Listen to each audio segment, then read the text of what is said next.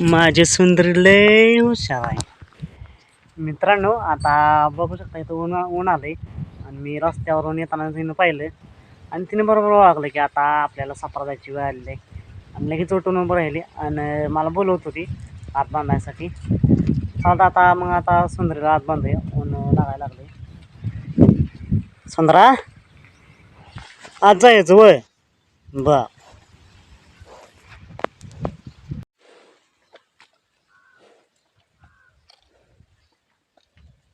मित्रांनो आता उन्हाचा तडाखालाही वाढला आहे, कडक ऊन व्हायला कडक ऊन लागायला लागले.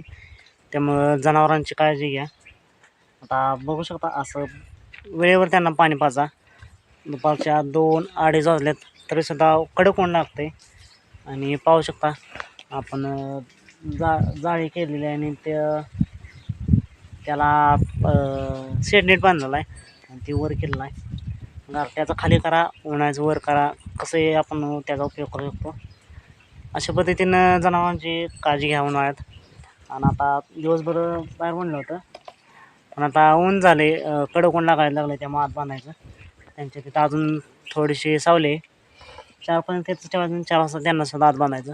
अशा पद्धतीनं जनावरांची काळजी घ्या.